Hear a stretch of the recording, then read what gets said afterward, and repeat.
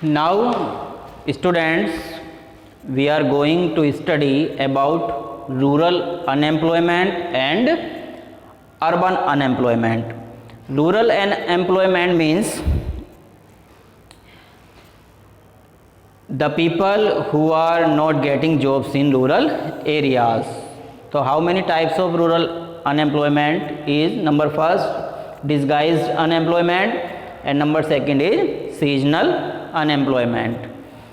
And urban unemployment is also of two types: industrial unemployment and educated unemployment. Now some common types of employment in an economy. Number first is open unemployment. Number second is structural unemployment. Number third is underemployment. And number four, frictional unemployment. And last one is cyclical unemployment. Now we will discuss one by one each and every point. In rural areas, there are of two types of unemployment. Number first is disguised unemployment. What is disguised unemployment? Disguised means होता है unrecognizable, जिसको पहचाना ना जा सके, जिसको हम जान ना सकें. मीन्स हमें ऐसा लगता है कि सभी लोग क्या है, एम्प्लॉयड हैं, सबको काम मिल रहा है, कोई बेरोजगार नहीं है, लेकिन यह एक छिपी हुई बेरोजगारी होती है जो हमें दिखाई नहीं देती. फॉर एग्जाम्पल, किसी फार्म पर, किसी खेत पर 5 लोगों की ज़रूरत है. Only 5 people are requirement to work on a particular farm. मान लीजिए 2 हेक्टेयर का फार्म है जिस पर 5 लोग अगर काम करते हैं तो 100 कुंटल अनाज पैदा होता है. प्रोडक्टिविटी होती है, मान लीजिए प्रोडक्शन ग्रो होता है 100 कुंटल. अब फैमिली में कोई जॉइंट फैमिली है, उसमें मेंबर्स हैं फैमिली में 10, and all the members of the family are working on the same farm. और सभी एक ही फार्म पर काम कर रहे हैं, लेकिन उस समय भी उतना ही अनाज पैदा होगा जितना कि 5 वर्कर अगर काम करेंगे तब पैदा होगा. तो उस समय भी कितना प्रोड्यूस होगा? मान लीजिए 1 कुंटल, और 1 कुंटल ही उस समय हो रहा था जब 5 लोग काम कर रहे थे. Production is same. तो इसका मतलब क्या हुआ कि प्रोडक्टिविटी पर वर्कर प्रोडक्टिविटी क्या हुआ? कम हो गई. तो डिसगाइज्ड अनएम्प्लॉयमेंट मीन्स छिपी हुई बेरोजगारी. ऐसा लगता है कि नहीं, 10 के 10 लोग हैं, काम कर रहे हैं, सभी काम कर रहे हैं, खेत पर जा रहे हैं, लेकिन in real only 5 people, 5 workers are required, but working in actual 10 workers, because there are 10 members in a joint family. तो गांव में इस तरह का ये प्रॉब्लम बहुत ज़्यादा है. जितने भी फैमिली मेंबर होते हैं वो सारे के सारे अपनी बस जो ज़मीन है, जितनी भी लिमिटेड उनके पास, उसी पर उनको काम करना पड़ता है, और असलियत में इतने लोगों की आवश्यकता नहीं होती है. So this is called disguised unemployment. Okay, means जितनी रिक्वायरमेंट है उससे ज़्यादा अगर लोग काम करते हैं तो इसको हम बोलते हैं डिसगाइज्ड अनएम्प्लॉयमेंट. और इस तरह की ये प्रॉब्लम मोस्टली किस में होती है? In agriculture. Next one is seasonal unemployment. Seasonal unemployment mean, देखिए, एक बार जब गांव में जब एग्रीकल्चर करते हैं तो फसल ग्रो करने का काम होता है, उसके बाद फिर हार्वेस्टिंग होती है, और बीच में जो मिड टाइम होता है तो उस समय कोई काम नहीं होता लोगों के पास. तो उस समय कुछ समय के लिए लोग क्या हो जाते हैं? बेरोजगार हो जाते हैं, फ्री होते हैं. सो this is called seasonal unemployment. कभी जब सीजन आता है तभी सब लोगों को काम मिलता है. जब गेहूं की फसल आती है, मैंगो की फसल आती है, तो उस समय बहुत सारे लोगों की रिक्वायरमेंट होती है, लेकिन उसके बाद फिर लोग बेरोजगार हो जाते हैं. तो उस समय कुछ काम कर सकते हैं, जैसे शुगर कैन क्रशर जो होता है, क्रशिंग, वहाँ काम कर सकते हैं. जहाँ पर गुड़ बनाया जाता है उसमें फैक्ट्री में काम कर सकते हैं. या फिर जो ब्रिक बनाई जाती हैं, जहाँ पर जो ईंट के भट्टे होते हैं, वहाँ पर वो एज ए लेबर काम कर सकते हैं, जहाँ उनको कुछ वेजेज मिल जाती है। तो 5-6 महीने इस तरह से गाँव में हर लोग जहाँ एग्रीकल्चर से अलग कोई दूसरी एक्टिविटी नहीं करते वहाँ पर वो बेरोजगार हो जाते हैं। Next, urban unemployment is also of 2 types. Number first, industrial unemployment. Urban area में देखिए ज़्यादातर जो कंसंट्रेशन ऑफ इंडस्ट्रीज है, वो ज़्यादातर जो इंडस्ट्रीज एस्टेब्लिश होती हैं वो अर्बन एरियाज़ में होती हैं।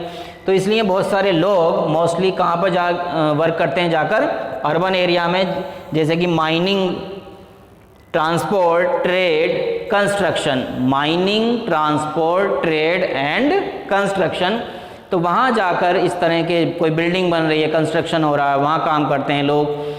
तो देखिए इंडस्ट्रियल अनएम्प्लॉयमेंट क्या है कि जब लोगों को काम नहीं मिलता शहर में, वो काम करने के लिए तैयार हैं, they are able to work but they are not getting the job, so this is called industrial unemployment. Industries में उनको काम नहीं मिलता, वो गांव से जाते हैं, माइग्रेट करते हैं शहर में कि हमें वहाँ पर रोजगार मिल जाएगा जाकर, लेकिन उनको काम नहीं मिल पाता है। This is called industrial unemployment.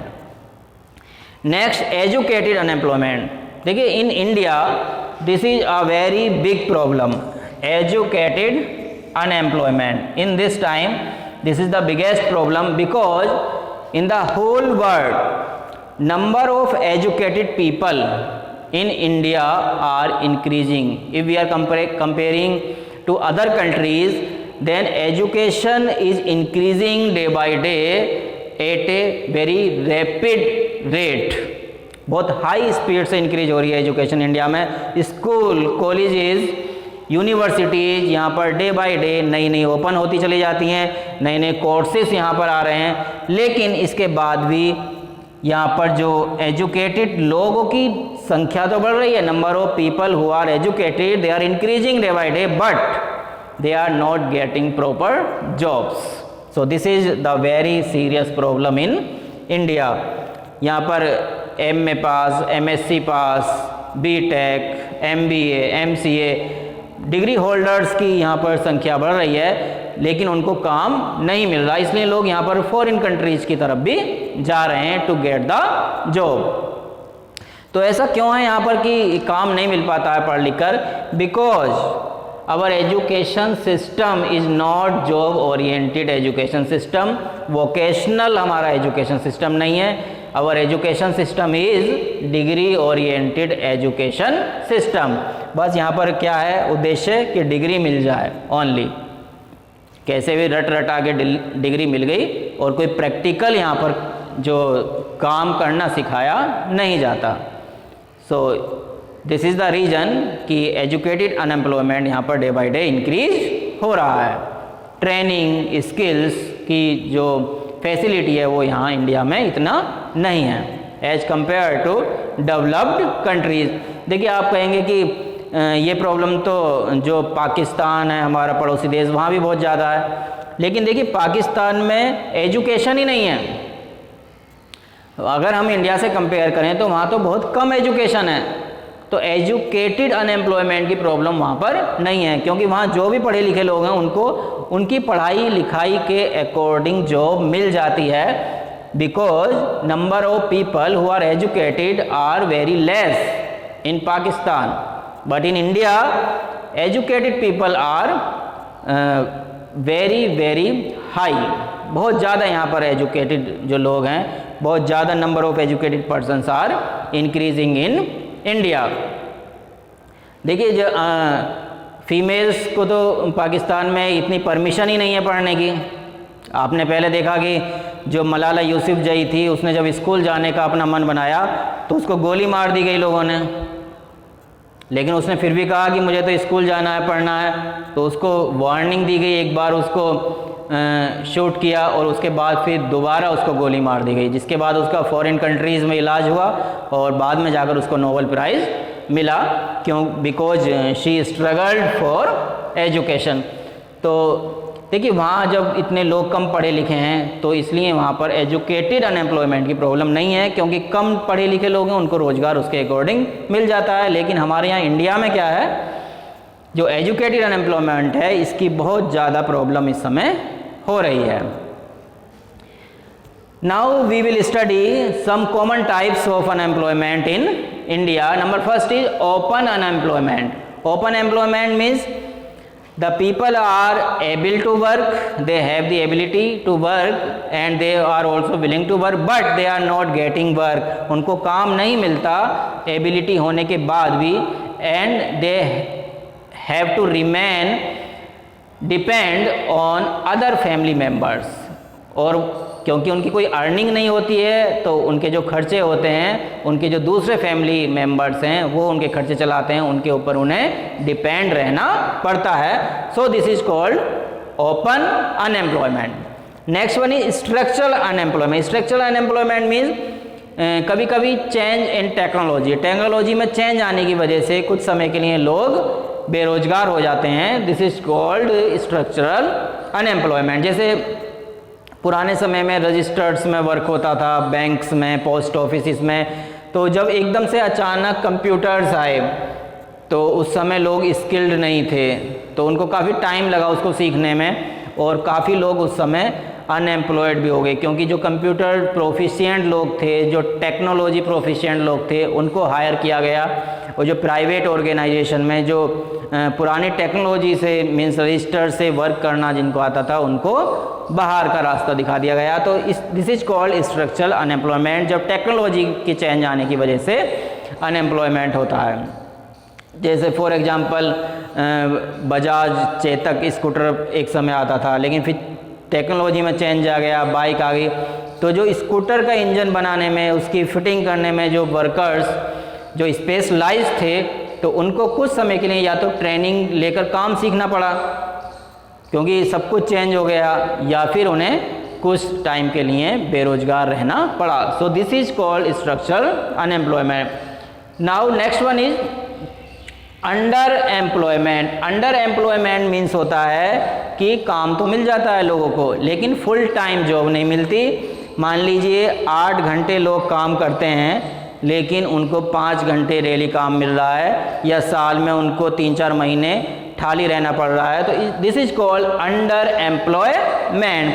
जैसे कि प्राइवेट डिग्री कॉलेज की अगर हम बात करें, तो प्राइवेट डिग्री कॉलेज जो BA MA इस तरह के कोर्स कराते हैं, वहाँ पर 7 या 8 महीने के लिए जो टीचर्स हैं वो हायर किए जाते हैं, जो प्रोफेसर्स हैं, जो PhD हैं, मास्टर डिग्री जिनके पास है, नेट क्वालिफाइड हैं, बस 7-8 महीने के लिए वो हायर किए जाते हैं. जब उनके पढ़ाई चलती है, एग्ज़ाम होते हैं, और उसके बाद फिर उनको जॉब नहीं मिलती. सो this is called under employment.